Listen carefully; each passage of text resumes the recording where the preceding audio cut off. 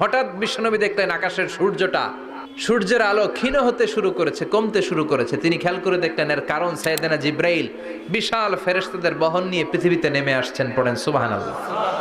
এসে বললেন, ইয়া রাসূলুল্লাহ, আমি 1,40,000 ফেরেশতা নিয়ে নেমে এসেছি। আপনি কি জানেন না, ঠিক একটু আগে মদিনাতে আপনার এক প্রিয় সাহাবা, তার নাম হচ্ছে মুআবিয়া ইবনে মুআবিয়া আল মুজানি, একটু আগে শেষ নিঃশ্বাস ত্যাগ করেছে।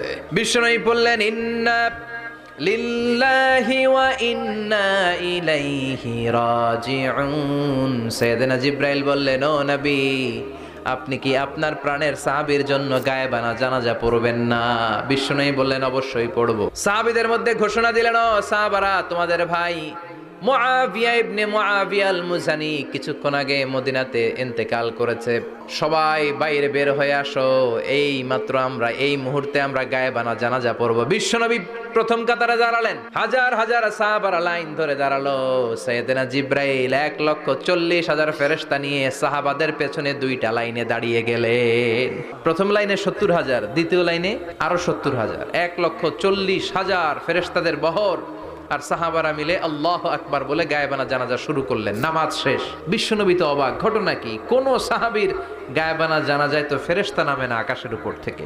বিশ্বনবী জিজ্ঞেস করলেন, জিব্রাইল, কোন সাহাবীর গায়েবানা জানাজায় তোমরা আকাশ থেকে এত ফেরেশতার বহর নিয়ে নামো নাই? কি এমন আমল করেছে আমার মুআবিয়া?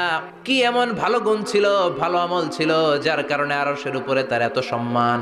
সাইয়েদনা জিব্রাইল বললেন, নবী, তেমন কোনো বড় আমল নয়, ছোট্ট একটা আমল, কিন্তু আমলটারে ভালোবেসেছে কে? আপনার এই প্রিয় সাহাবী হাঁটতে বসতে চলতে ফিরিতে সব সময় পড়তো কুল হুয়াল্লাহু আহাদ আল্লাহুস সামাদ লাম ইয়ালিদ ওয়া লাম ইউলাদ ওয়া লাম ইয়াকুল লাহু কুফুয়ান আহাদ। পড়েন আল্লাহু আকবার।